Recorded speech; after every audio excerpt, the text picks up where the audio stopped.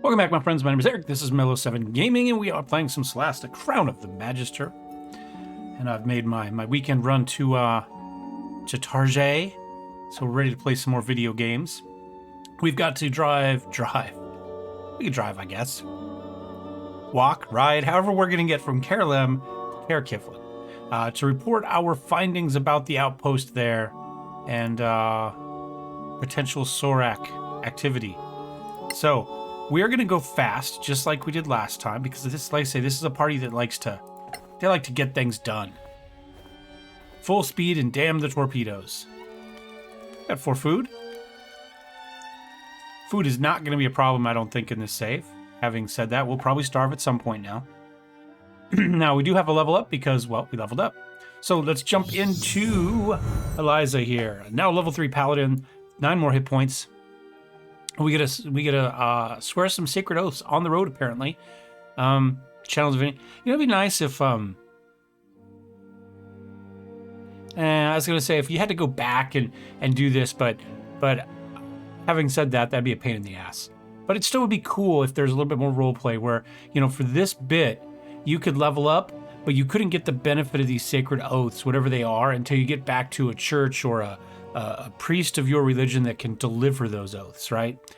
Now, in our case, we actually do have a cleric in the party, so maybe that's the way, but you'd think that this type of thing would come from the order of the paladin, you know, rather than just a priest. I think that would be cool. And while we talked about that, Jello has come back and would like to be fed, so un momento, por favor. All right, I'm back. And I realized I am actually covering up something this time. I'm sitting there talking about this stuff, and we had most of it covered up. But anyway, Paladin. And we're going to unlock Channel Divinity. So let's go ahead and hit next. And we get to make our choice here. So, Oath of Devotion. Loftiest ideals of justice, virtue, and order. She hasn't really acted that way in the little bit of the cutscenes we've seen so far. She's been distinctly un-Paladin-esque in those cutscenes, to be honest. I think their role maybe in the cutscenes has more to do with the background than with their class or their current kind of state in life. I'm not really sure. Excuse me. Act with honor and pursue a greater good, hold themselves to higher standards of conduct, and some, for better or worse, hold the rest of the world to the same standard. Okay, Oath of the Motherland. Paladins who swear Oath of the Motherland dedicate their lives to restoring the pre-cataclysm world. Undoing the land's decay and bringing life back. Despite its violent and volcanic nature, they reject the term Badlands and affirm Motherland. Now that might work for us for this character because we are somebody who is focused on the Badlands at this point, whose experiences now are beginning to change from what she'd seen in the past. There could clearly be an evolution of the character towards this restoration of the area. Although, of course, people didn't come and tell the cataclysm, so as a human, maybe that doesn't make a lot of sense. Because if we were going to return the world pre-cataclysm, we'd have to get rid of all the people, which could be a potential.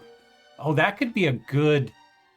Depending, like if you do a non-human race paladin of that, could you rationalize that killing all the people is for the greater good, and somehow get that to work with some? That would be an interesting character if you were to play an actual pen and paper in Solasta. Or for those of you that maybe are making your own dungeons and stuff in the background, that might be an interesting character. Anyway, so we've got that. So the Motherland. An Oath of Tirmar. Belonged to an old order descended from the Tamarian Inquisition. Well, we've already seen that. And she did recognize the gear as Inquisition. Assessed with their archenemies, the legendary Soraks. They conduct their rituals in the old language of Tirmar and hold grudges from the time of the Cataclysm 1,000 years ago. That's pretty cool, too. It should require her to actually speak Tirmar to give that to her, and I don't know that she does. Or maybe it would give it to her if they don't. But this, I think, what we're going to do. I think this ties in really well with what we're doing. We've seen the Tamarian Inquisition in the caverns. We've been fighting the Soraks. I like this. When you gain the Tamarian language. There we go. I don't know if we already had it or not, but in your list and always prepared. Sleep, shield, hold person, blindness, daylight, and slow. Okay. Gain advantage on persuasion, intimidation checks for an hour. I don't know. The problem is you never know if you're going to need one of those checks ahead of time. So you'd have to like cast it before every conversation. And I don't know that that makes a lot of sense. The way, unless it's going to give us the option to cast it in the middle of a conversation, I think this is going to be a really limited use. And Scourge of the Something deals an additional 1d6 radiant damage on attacks which hit opponents with either natural shapeshifting or dark vision. Oh. Lasts for a minute, but of course you have to channel it while you're doing it. But that's pretty badass. What does this one give us? Bane, Burning Hands, Branding Smite, Scorching Ray, Fireball, and Dispel Magic. That's very offensive. Offensive, not offensive, if you know what I mean. Target one creature within 12, dealing 2d6 plus Paladin level fire damager, and setting fire, make a DC 10 dex to put out the fire or sustain an additional. Wow. Blind opponents within 12 cells who fail a dex check with dark vision or better in darkness have disadvantage. That's really good too, actually. This is my favorite so far. We're going to have to get rid of the shield because we can't cast spells at the moment. And Devotion. Shield, protect versus good and evil. Who says versus evil and good? It's good and evil. That's the order those words go in. Lesser Restoration, Aid, Dispel Magic, Revivify. Bless a weapon. Add Charisma modifier to hit. That could be very good. We have a +3 Charisma modifier. Also emits bright light over 4 cells and dim light over 4 more cells. And its attacks count as magical. So it would give her light. We wouldn't have to carry a torch or anything anymore. And it would give her a +3. And it would count as magical. That's really good. Now, again, it's only a minute. These channels are only 1 minute. Force friends and undead within 6 cells who can see you to flee. Oh, fiends, not friends. Unless they make successful wisdom throw. That could be pretty good too. We are going to find it. These are all really good. In fact, I think honestly, the Oath is my least favorite of the group. From a storyline, it makes the most sense. And this is really good, but this doesn't really do anything for me. I'm now rethinking it based on the numbers, not on the story. I'm kind of thinking I might go with Oath of the Motherland. I grew up in the Montana Badlands. So, you know, for me, the Badlands is the motherland. I got no issues with that. That makes perfect sense to me. But I kind of like this. I mean, we get Fiery Wrath. That's badass. I mean, that could do a lot. But, I mean, on the other hand, this could too. 1d6 radiant damage. I mean, against the Soraks, that's going to do huge damage. I don't know. Let's see, at higher level, does it level up? Friendly creatures in the aura gain superior dark vision +2 perception. Okay. Volcanic. Friendly creatures gain fire resistance and +1 to AC. That's pretty good. Cannot be charmed while you are conscious. This is very, very Sorak specific. It's really good. I mean, it'll attack other things, but I don't know that we're going to fight anything else that really shapeshifts in this game. I mean, we might, but there are a lot of Soraks, so that's going to be an additional 2d6 anytime you have that channeling. But, I mean, this is going to do 2d6 too, from a range. I like the offensive spells. This could go against a lot of people. I'm going to go Oath of the Motherland. And we're going to ditch the shield. No more shield. We're just going to go single weapon, no shield. Prepare. That makes it a little bit harder to go, but... and we still only have the 4 spells, though? Okay. And then we've got Bane. We've got Burning Hands. Yeah, I think we could go with a Shield of Faith spell to make up for that. How long does it last? 10 minutes. That's reasonable. So we could maybe go without... I almost never remember. That's 1 minute. Let's go without Bless, and instead we'll go Shield of Faith.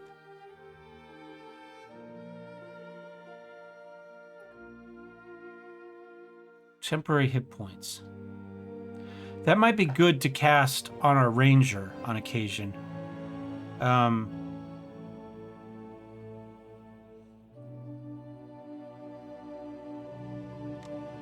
Okay. We'll have to think about that. Let's go with this for now. All right. Speaking of a ranger, let's hop in. I was going to say hop on Delilah, and then I was going to say hop in Delilah. And no, let's level up Lila. Let's do it that way. Let's avoid weird language that sounds bad. All right. So we get some ranger archetypes. We get a spell slot, and we get primeval awareness. Like medieval, or medieval, it's primeval. Detect the presence of certain types of creatures. Okay. And at higher levels, well, there's a bunch of stuff. We'll look at that at higher levels. All right, so we can go hunter. Walk the hunter's path. You learn specialized techniques for fighting the threats you face. Okay, so we get a specialty there, one of these. We could go marksman, experts with bow, inheriting techniques. It's not going to be us, but it's pretty cool. Developed from the high elven troops of Manicalan Empire, among the deadliest ranged fighters on Solasta. They get an herbalism or poisoning, reaction shot. That's pretty badass. Okay. Shadow Tamer. Used to wandering the desolate lands beyond the marches. They know the lore and language of darkness and the hazards and customs of those dreadful caves inhabited by monsters. I like that, actually. Dim light or darkness, you gain advantage on dex saving throws. With attacking a creature with superior dark vision with a weapon, you add your proficiency bonus to the damage. Does that mean the creature has superior dark vision or I have superior dark vision? Because it makes more sense to say I have superior dark vision, therefore I get to add my proficiency bonus. It doesn't make any sense at all for me to get a hit against them if they see better in the dark. But it reads that way. I'm going to assume it means I do. I don't know how often that's going to come up.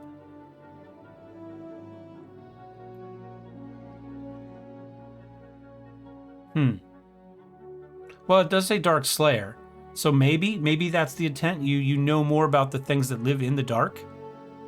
So that would be better to have on a human than to have on to us. But I like the idea. What do we know about these? Oh wait, Colossus Slayer. When you hit a creature with a weapon attack, the creature takes an extra 1d8 if it's below its hit point maximum. You can deal this extra damage only once per turn. That's pretty good. I mean, you're almost... how... Only one attack per attack. One attack per creature is going to be when it's at its max, right? So to just essentially do a 1d8 most of the time is really good. Giant Killer. Larger creatures. You can use your reaction to attack the creature immediately after its attack. Okay, that's good. But, I mean, I just prefer to do an extra 1d8 damage. Once each of your turns, you can, on each of your turns when you down an opponent, you can make another attack with the same weapon against, okay, so it gives essentially kind of a cleave type action. I like Colossus Slayer there. I'm kind of thinking Colossus Slayer. So if we were to go Colossus Slayer, and then what do we get at higher levels? Escape from the Horde, pretty good. Shadow Tamer's good. I mean, it fits the story. We're going against Soraks. We're going to be underground a lot. Advantage on dex saving throws would be nice. I'm going to go Hunter. I really like Colossus Slayer. I think that's what we're going with. I think it's so useful. We get an additional class spell.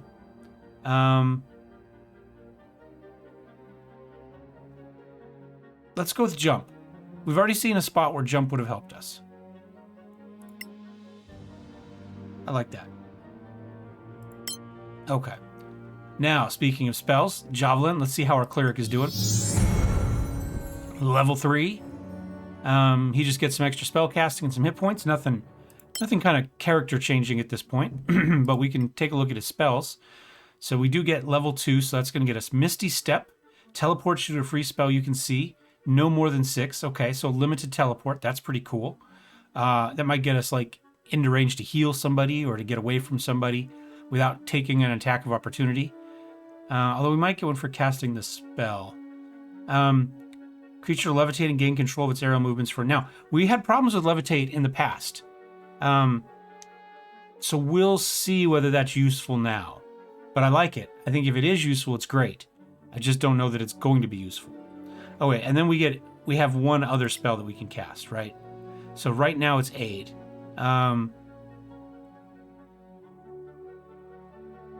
Hit temporarily increase hit points for 3. That's not bad. Blindness. That could be good. We do see some issues with people being frightened, but against Soraks and also undead. Lesser restoration could be good. Prayer of healing. I do like the shillelagh. We've used the shillelagh to huge effect on a regular basis.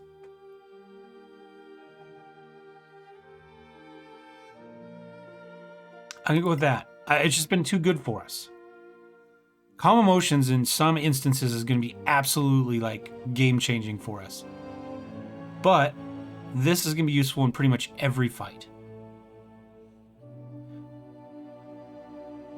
I like that. Let's go with that.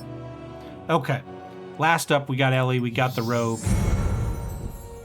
We get a roguish archetype. Okay. Archetype, however you want to say that. We get thief. Hone their skills in the larcenous arts. In addition to improving their agility and stealth, they learn skills useful for delving into ancient ruins, reading unfamiliar languages, and using magic items they don't normally employ. Okay, that obviously fits. Cunning action allows you to take the use an object action. That could be pretty good. Climbing no longer costs you extra movement. Difficult climb surfaces are considered normal, and you can jump longer distances. That could also be good, although having levitate may make that less useful. Darkweaver. Darkweavers are trained by a secret society that extends throughout the kingdoms. They've developed techniques that improve their mobility in all 3 dimensions and mastered the art of poison crafting. I like that, because poison's something we weren't really able to play with in the early access. So proficient with poisoners, I think we already are. Climbing no longer. When hitting an enemy on lower ground with a ranged weapon, add your proficiency bonus to the damage. I'm still not sure what our proficiency bonus is when they say that. But I like that. We're going to be mostly ranged. Climbing no longer costs us extra movement, so we could easily get to higher places. And Shadowcaster. Cast wizard spells and cantrips from divination, illusion. Oh, this could be how we get our magic, because right now we don't have anybody that can cast mage spells. And we can teleport to a cell you can see within 5 cells. Oh, we could use that to get our altitude too. That's really good, actually. I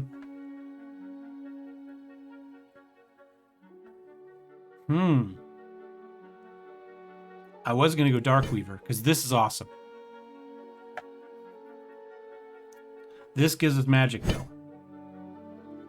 Now, you know what? I'm going to go Darkweaver. I really like this. I think this is going to be a good one. So, we'll join the secret society, right? We come back from our experience, and they're like, you know what? Off to the side, we get brought in, and we can climb stuff. Like that. We'll do some more poisoning. I think we already have it, but that's okay. And add a proficiency bonus to the damage. We'll have to see what that is. I think that's that. That's really good. Can I hit? Let me take a look real fast. Character. Proficiencies? Proficiency bonus is +2. This is what it is. So character-wide bonus. And this is probably based on level. Maybe it was 0 initially, then +1, +2.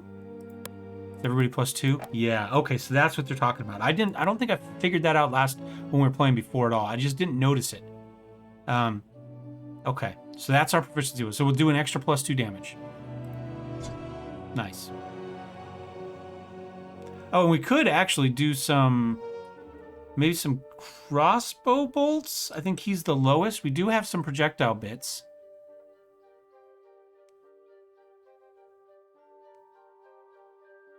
Medicine. Is that how you spell medicine? I think that's an I in American spelling anyway. I don't know.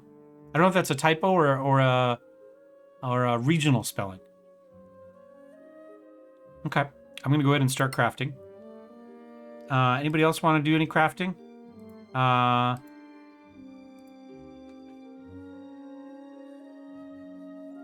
He doesn't have a poisoner's kit.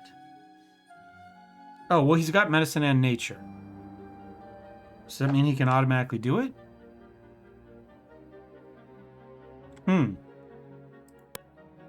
She also has it. She's got a +4. He only has a... Oh, he's got medicine, so he gets a +1.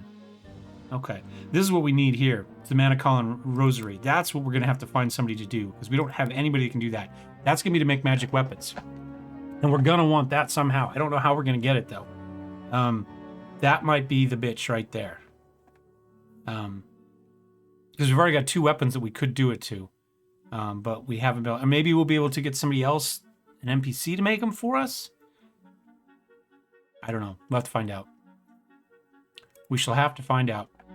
All right, let's travel on to Caer Kiflin. Oh, just resume. All right, found some Angry Violet. We killed a boar. We're doing okay. We found our way into town right away without having to retreat. All right. First mission, meet with Karen. Let's start with Annie. Oh, no, let's not. Let's start with whatever... Well, we are starting with Annie. You're back. How did it go? Well, Captain Henrik is dead. I'm sorry. Oh. Well, who's in charge then? You might have to wait before going to KLM, I'm afraid. I see. Well, not your fault. Thanks for the heads up. You're welcome. All right. Improved. And I did notice that audio really comes through on the mic, so I'm going to go ahead and add a... I have a noise suppression, but let's go ahead and add a noise gate. There we go. We'll see if that fixes it. All right. Go ahead and talk to her again. Clear skies, my friends. Oh, well, I guess we don't need any of that because they don't have our stuff back yet. We'll just say see you later. Okay. Well, thank you. I guess that's it for us. Stay in the light, my I thought there friends. might be something for us to say about getting our salvage, but it might be on the board. Okay. Let's go over here. Let's talk to Hugo.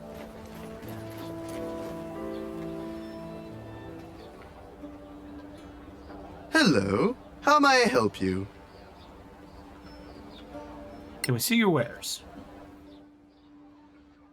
Okay. So, the question is, I'm assuming we can buy...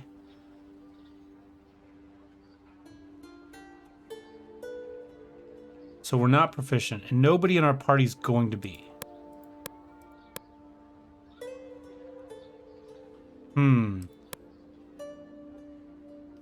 We can detect magic and we can identify. I don't know how we're going to figure out...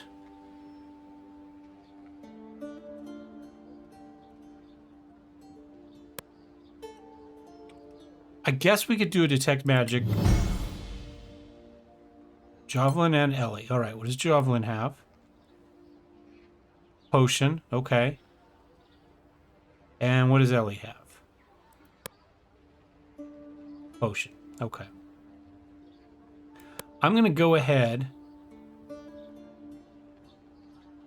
and sell the magic items that we don't need.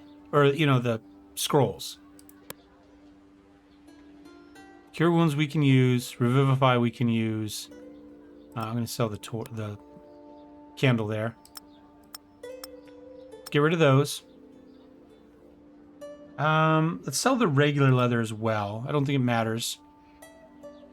I think this is just to sell, right? There's nothing... Yeah, these are just for selling. Now that's a spell focus. But we don't need that. We also have a wand. And I don't need 2 things of thieves' tools.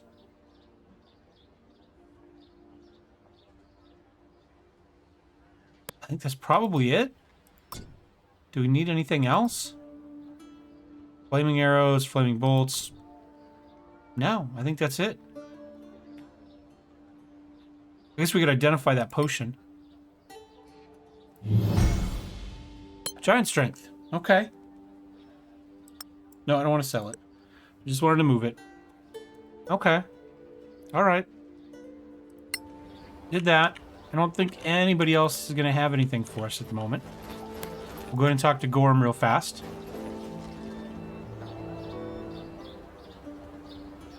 Welcome to Gorim's Emporium.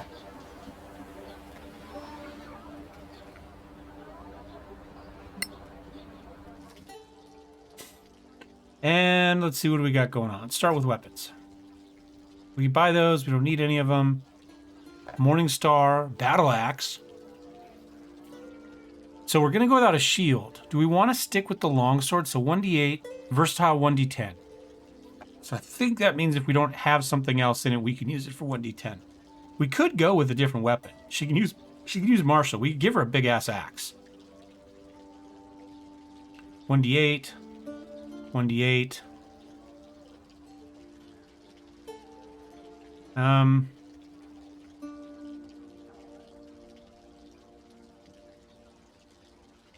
It is a paladin, so kind of swords are kind of what you think of. But the axe is pretty cool. We'll just go with the sword. That's fine. Short swords is fine for her. We could go like sword and axe. We've got a dagger coming up too. 1d6, 1d6. Just to give us a different damage type out there. Now it is finesse. We don't need finesse, but it could do that. We might be better off, but it means it makes a decent offhand weapon. Because it's light. Alternatively, we could go with like a main hand weapon of a mace, and then a melee weapon or a light weapon in the other. I'm gonna go with I'm just going with an axe. And then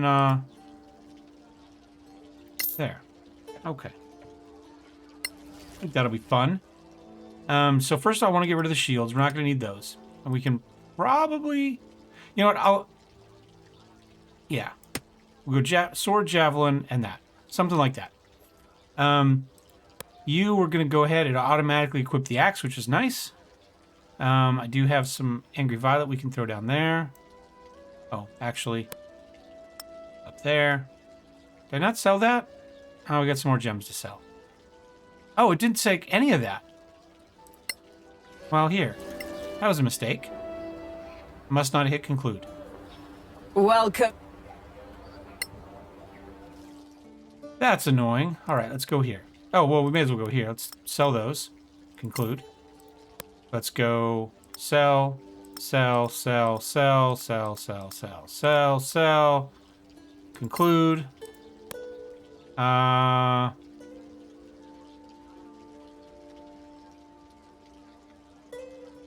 Guess we could read that.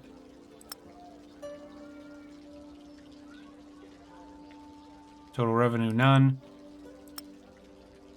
It won't let me conclude.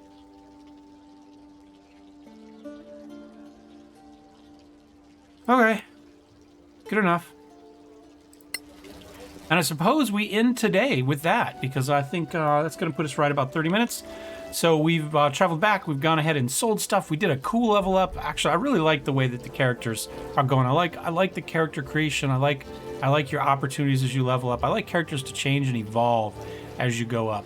I don't like it to be like, well, we're going to, for the next 33 levels, we're going to be exactly the same, except we're going to get 2 more hit points.